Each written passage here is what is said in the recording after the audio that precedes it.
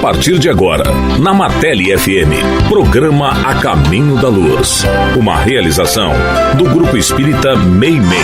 Programa A Caminho da Luz. Apresentação, Ailton Moraes. Bom dia, amigos ouvintes. Bom dia, Wilton. Bom dia, Ailton. Bom dia a todos. Estamos começando mais um programa A Caminho da Luz do Grupo Espírita Meimei. Com as nossas novidades, do programa, a nossa página no Instagram, o endereço é Programa A Caminho da Luz. E também temos a nossa página do YouTube, basta procurar pelo nosso canal. E lembrando a todos do nosso telefone de WhatsApp para envio de perguntas. O telefone é 31 98 344 7898. Nós realizamos esta semana, meus amigos, o sorteio do livro Renúncia, autoria de Emmanuel, pelas mãos de Francisco Cândido Xavier.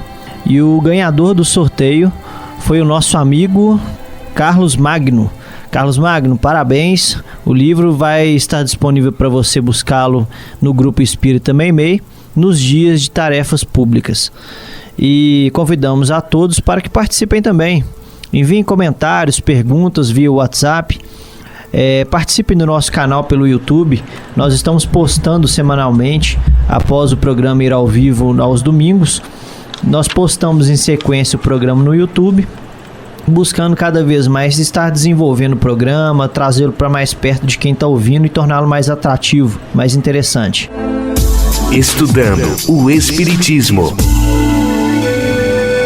Hoje estudaremos a questão de número 342 de O Livro dos Espíritos, no capítulo 7º, da volta do espírito à vida corporal, prelúdio da volta, na qual Kardec pergunta aos imortais: no momento de reencarnar, o espírito se acha acompanhado de outros espíritos seus amigos, que vêm assistir a sua partida do mundo incorpóreo, como vêm recebê-lo quando para lá volta? E a espiritualidade superior responde: depende da esfera a que pertença.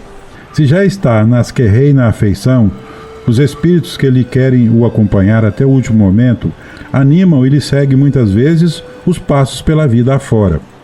E para nos auxiliar na interpretação desta questão lida, nós utilizaremos o texto de Miramês contido na obra Filosofia Espírita, da volta do espírito à vida corporal, prelúdio da volta, afeição. E ele começa dizendo: o espírito, na hora de reencarnar, pode ter muitos que o acompanham para o ingresso na vida física. Depende do plano a que pertença na escala espiritual.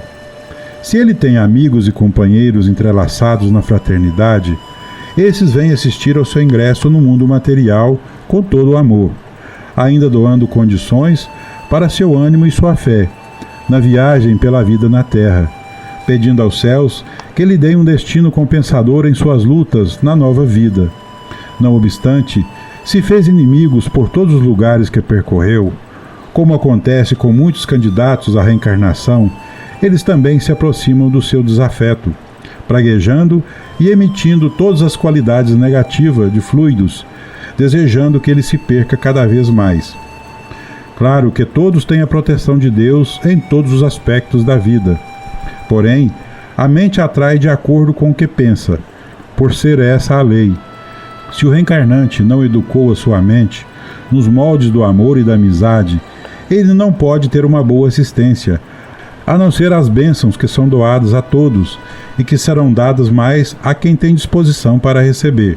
Continuando a reflexão de Miramês, ele diz: devemos procurar afeição em todos os campos de trabalho, de maneira que essa se transforme em equilíbrio, no amor verdadeiro e na paz que se ilustra no trabalho digno. Todos são filhos de Deus e ninguém é esquecido pelo amor do Pai Celestial. Mas a parte que nos toca haverá de ser feita como sendo a nossa conquista espiritual. Estudemos, vigiemos e oremos, para que compreendamos os deveres a respeitar ante Deus e os nossos irmãos a caminho. Procuremos limpar a mente onde estivermos e frente a qualquer um na vida, que nossos esforços serão recompensados e garantidos pelas leis espirituais. Se queremos boas companhias, mesmo na terra onde nos encontramos, não desdenhemos ninguém, nem os inferiores, nem os superiores, nem as plantas que nos ajudam a viver, nem os animais. Tudo vive, tudo serve, tudo se encarrega de uma tarefa na criação. Se queremos ser co-criadores na terra, façamos por onde. Se alguém nos feriu e nos sentimos feridos, é porque existe uma úlcera dentro de nossa alma a ser tratada. O que existe por dentro manifesta-se por fora. Se sofremos e achamos que é injustiça, examinemos nosso mundo interno, que lá está a fonte de todas as investidas das trevas. E finalizando, Wilton, Miramês diz que as pedras preciosas que brilham e conseguem a admiração de todos foram trabalhadas pelas mãos do tempo.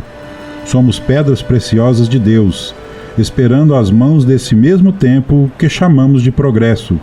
E ainda mais, existem as nossas mãos que devem operar para despertar em nós mesmos, na lavoura da luz. Esforcemo-nos para aumentar a afeição em todos os caminhos que percorrermos, que essa afeição se multiplicará em variadas assistências para a nossa paz de consciência.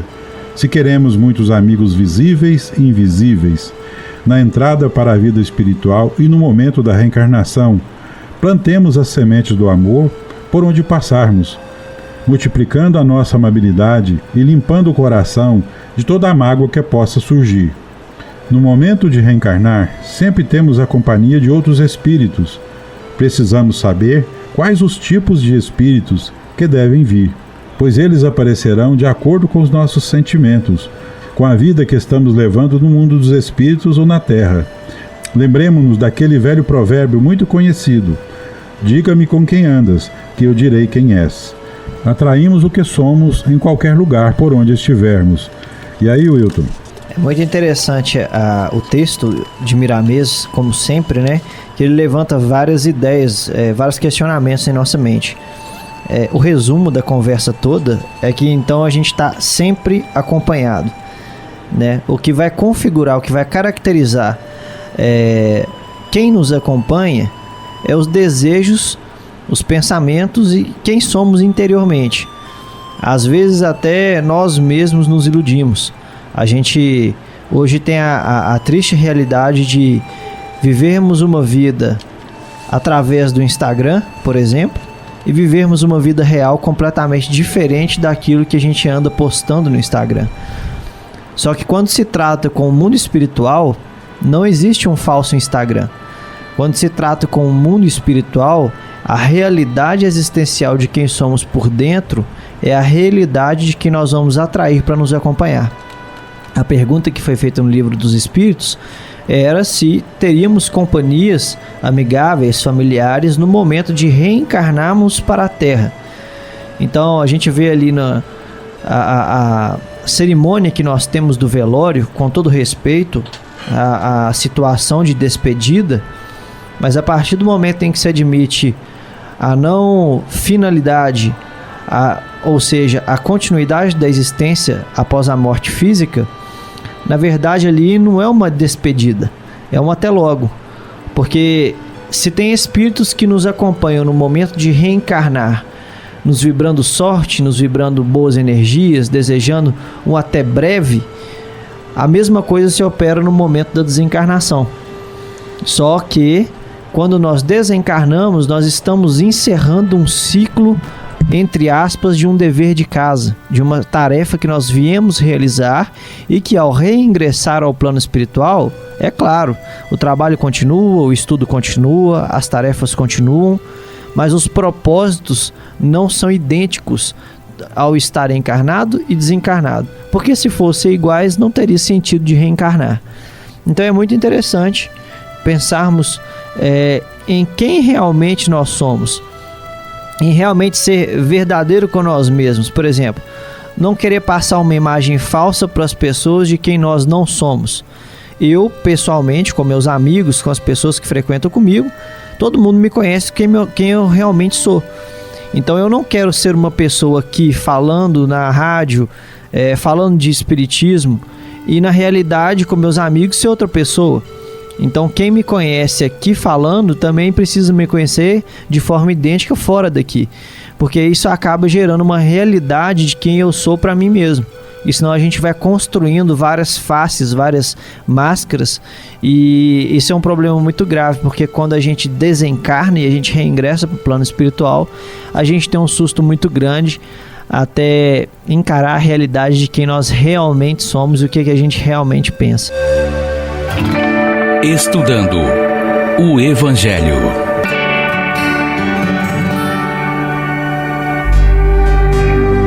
Continuando o nosso estudo do Evangelho segundo o Espiritismo, agora no capítulo 9, Bem-aventurados que são brandos e pacíficos, injúrias e violências, nos itens de 1 a 5. Amigos ouvintes, faremos a leitura do Evangelho segundo o Espiritismo com o título Injúrias e Violências, e logo após, nosso companheiro Wilton Júnior fará sua reflexão. E o texto começa assim: Bem-aventurados que são brandos, porque possuirão a terra. Mateus capítulo 5, versículo 5. Bem-aventurados os pacíficos, porque eles serão chamados filhos de Deus. Mateus capítulo 5, versículo 9. Sabeis que foi dito aos antigos: não matareis, e quem quer que se mate, merecerá condenação pelo juízo. Eu, porém, vos digo que quem quer que se puser em cólera contra seu irmão, merecerá condenado no juízo, e que aquele que disser a seu irmão, raca, merecerá ser condenado pelo conselho, e que aquele que lhe disser, és louco, merecerá ser condenado ao fogo do inferno. Mateus capítulo 5, versículos de 21 e 22. Por estas máximas, Jesus faz da brandura, da moderação, da mansuetude, da afabilidade e da paciência uma lei. Condena por consequente a violência e a cólera, e até toda expressão descortês de que alguém possa usar com seus semelhantes. Raca entre os hebreus era um termo desdenhoso que significava homem que não vale nada, e se pronunciava cuspindo e virando para o lado a cabeça. Vai mesmo mais longe, pois que ameaça com o fogo do inferno aquele que disser a seu irmão, és louco. É evidente, se torna, que aqui, como em todas as circunstâncias, a intenção agrava ou atenua a falta. Mas em que pode uma simples palavra revestir-se de tanta gravidade que mereça tão severa reprovação? É que toda palavra ofensiva exprime um sentimento contrário à lei de amor e de caridade que deve presidir as relações entre os homens e manter entre eles a concórdia e a união. É que constitui um golpe desferido na benevolência recíproca e na fraternidade. É que entretém o ódio e a animosidade. É, enfim, que depois da humildade para com Deus, a caridade para com o próximo é a lei primeira de todo cristão. Que queria Jesus dizer por estas palavras? Bem-aventurados que são brandos, porque eles possuirão a terra.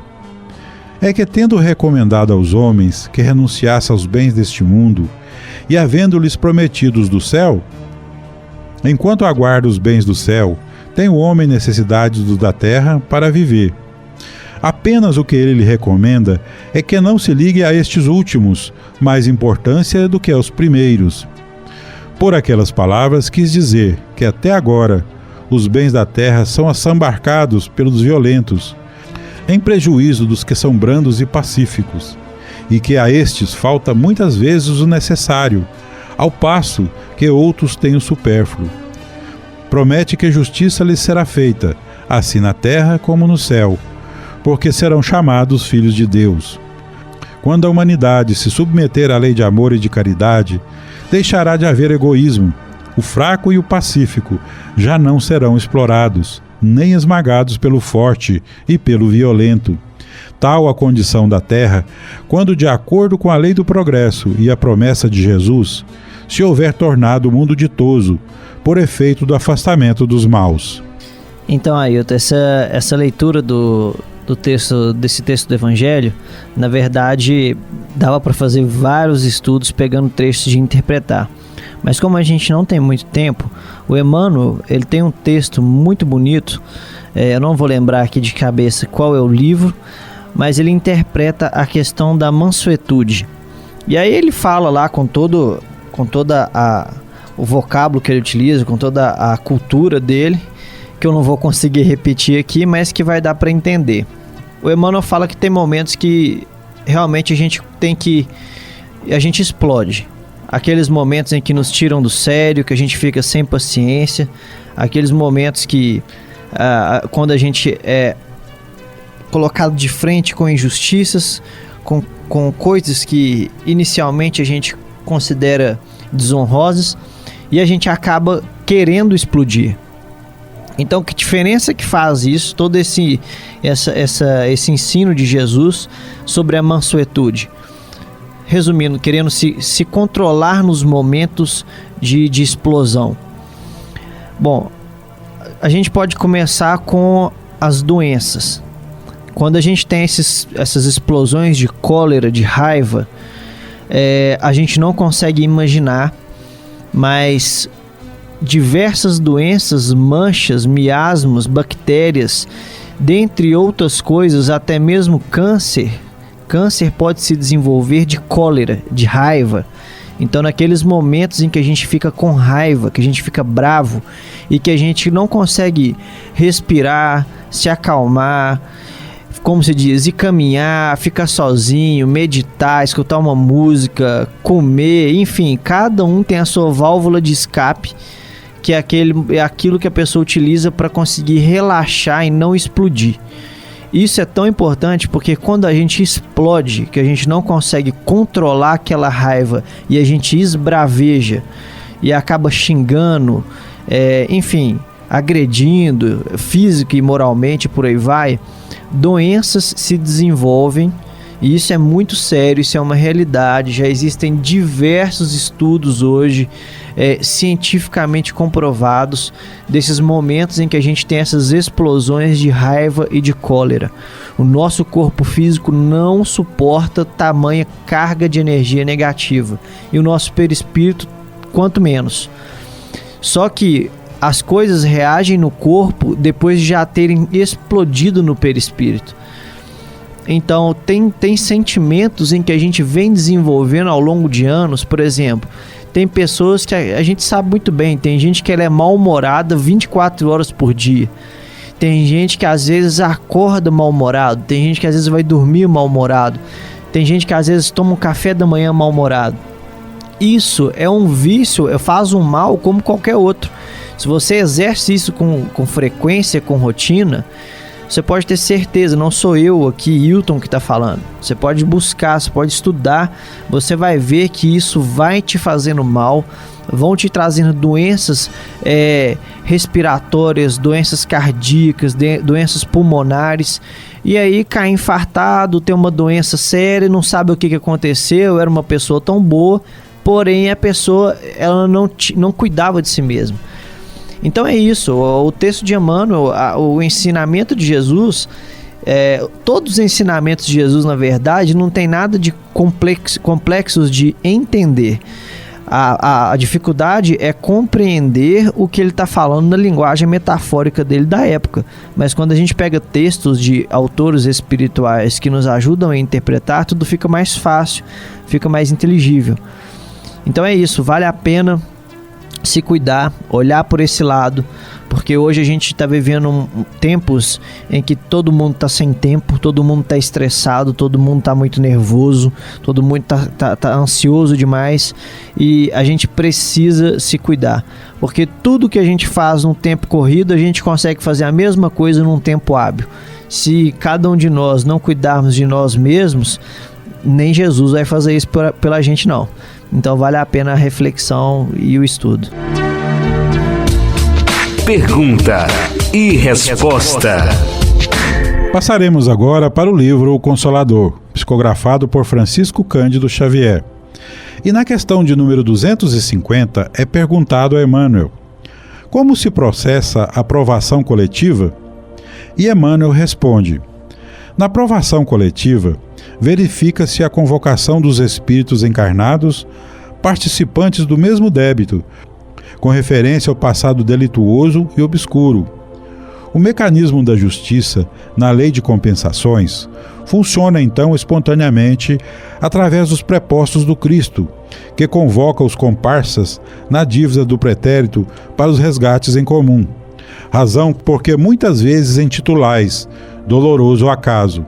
As circunstâncias que reúnem as criaturas mais díspares no momento do acidente, que lhe ocasiona a morte do corpo físico ou as mais variadas mutilações no quadro dos seus compromissos individuais. Tem hora que é difícil entender certas coisas, né, Ailton? A gente vê, por exemplo, acontecem acidentes coletivos. Tem pessoa que ia e que no último momento cancelou. Tinha uma pessoa que estava agendada para ir, mas teve uma dor de barriga e não foi. Assim como tem pessoas que não estavam agendadas para ir, tudo se modificou e passou a ir. A gente não tem conhecimento em sua totalidade de como funciona, eu vou utilizar as palavras que Emmanuel utilizou, o mecanismo da justiça divina. A administração lá em cima é muito mais apurada do que a gente possa imaginar. Não existe aleatoriedade ou não existe o acaso quando se trata da justiça divina para os homens. Ninguém passa por nada por acaso, nem por coisas boas e nem por coisas ruins, porque a gente só foca na coisa ruim, né? A gente só lembra quando a coisa ruim acontece, mas não. Tanto na boa quanto na ruim, é tudo uma questão de equilíbrio, de justiça. E quando eu falo justiça, acontece porque era uma necessidade ou uma equidade. Então, Emmanuel trata isso aqui e é muito complexo, é muito interessante ser estudado isso, porque aqui ainda no mundo, não estou dizendo que não é triste, porque ocorrem separações de pessoas que se amam. E toda separação é dolorosa, claro. Nem se questiona isso. Porém, a gente vê ainda na Terra, quando há um desencarne coletivo, como uma tragédia, uma coisa que é muito ruim, que é muito má. E, na verdade, quando a gente se estuda, aplica o Espiritismo, que traz essa consonância do cristianismo com a realidade existencial, a gente vê que aquilo que a gente achava que era muito ruim, não é tão ruim assim. Que quando os próprios espíritos que desencarnaram naquela situação voltam através das vozes, pelos médiuns, pelos livros e explicam, olha, aconteceu isso por causa disso, e dá toda uma explicação metódica, detalhada, então você pensa assim, poxa, então aquele na verdade não foi ruim para aquele espírito que sofreu, na verdade foi bom então, porque ele precisava passar por aquilo ali para reparar certas coisas, para viver certas coisas. Então a nossa visão sobre a vida, quando se trata de espiritualidade e existência terrena, se modifica muito. Precisa ser estudado. Falar é fácil, né? Porque nenhum de nós às vezes viveu uma situação como essa de perto, mas nós estudarmos o Espiritismo, a gente precisa se aproximar com a realidade existencial da vida após a morte para termos uma visão diferenciada sobre esses acontecimentos. 7 minutos com Emmanuel. Episódio 60. Carta de Tiago, capítulo 1, versículo 22. Comentário do livro Palavras de Vida Eterna, capítulo 95, intitulado Aprendendo. Tornai-vos praticantes da palavra, e não simples ouvintes, enganando-vos a vós mesmos. Tiago, capítulo 1, versículo 22. Comenta o benfeitor.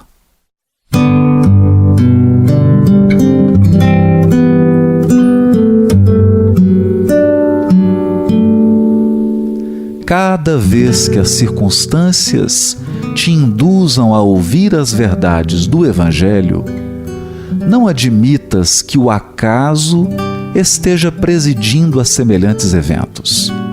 Forças ocultas estarão acionando a oportunidade, a fim de que te informes quanto ao teu próprio caminho.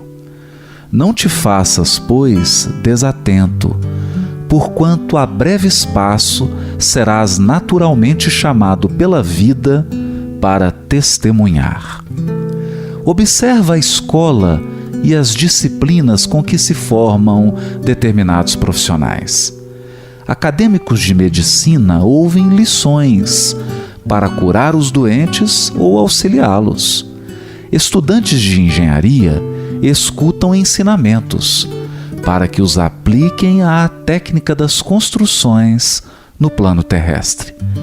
Contabilistas gastam tempo, de modo a garantirem a sustentação do comércio na arte de fazer contas.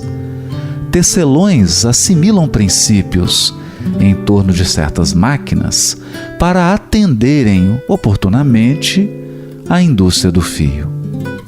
Qualquer estudo nobre é aquisição inapreciável, mas se mora estanque na alma de quem aprende, assemelha-se a pão escondido aos que choram de fome. Ouvir, sim, os preceitos da espiritualidade superior, mas agir segundo nos orientam, porque se sabemos e não fazemos o que o bem nos ensina, melhor fora não saber, para não sermos tributados com taxas de maior sofrimento nas grades da culpa.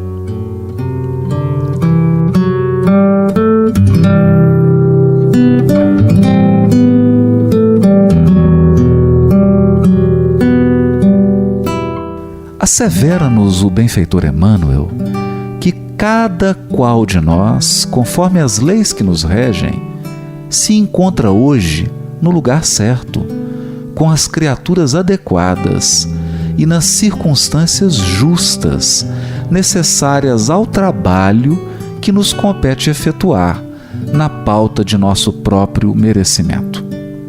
Sendo assim, atendendo aos sagrados propósitos de nosso burilamento e regeneração espiritual, as forças divinas que dirigem nossa evolução canalizam diariamente as lições inadiáveis que nos compete assimilar, mesmo nas menores circunstâncias cotidianas. Não é salutar supor que o acaso presida nossa vida, visto que a providência divina se alicerça no infinito amor e na sabedoria integral, engendrando a perfeita justiça. Tal fato reclama de nós profunda capacidade de observação, como nos adverte o benfeitor. O discípulo não pode guardar-se, defendendo simultaneamente o patrimônio que lhe foi confiado, sem estender a visão psicológica, buscando penetrar a intimidade essencial das situações e dos acontecimentos. Olhai o trabalho de cada dia. O serviço comum permanece repleto de mensagens proveitosas. Fixai as relações afetivas. São portadoras de alvitres necessários ao vosso equilíbrio. Fiscalizai as circunstâncias, observando as sugestões que vos lançam ao centro da alma. Na casa sentimental, reúnem-se as inteligências invisíveis que permutam impressões convosco em silêncio. Detende-vos na apreciação do dia. Seus campos constituídos de horas e minutos são repositórios de profundos ensinamentos e valiosas oportunidades. Por outro lado, é justo considerar que toda lição recebida demanda aplicação e testemunho do aprendiz, em função das justas aferições que disciplinam o caminho ascensional do espírito em evolução. É indispensável acionar as possibilidades da nossa cooperação fraterna, os recursos ainda que reduzidos de nossa bolsa, o nosso concurso pessoal, o nosso suor e as nossas horas, a benefício daqueles que a sabedoria divina situou em nossa estrada para testemunharmos a própria fé.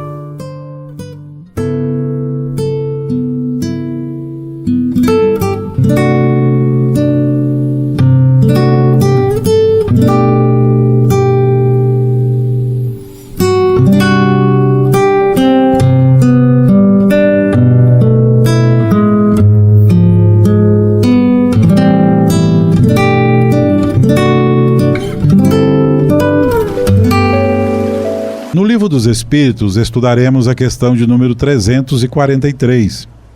No Evangelho segundo o Espiritismo, No capítulo 9, Bem-aventurados mansos e pacíficos, a afabilidade e a doçura. E no livro O Consolador, no Perguntas e Respostas, a questão de número 251. E chegamos ao término de nosso programa e agradecemos a Deus, nosso Pai Celestial, e pedimos a Jesus, nosso modelo e guia, que nos ilumine. Tenhamos todos um bom dia e uma ótima semana. Bom dia a todos. Bom dia, Wilton. Bom dia, Ailton. Bom dia a todos. Tenham uma ótima semana. Você ouviu Programa A Caminho da Luz, uma realização do Grupo Espírita Meimei.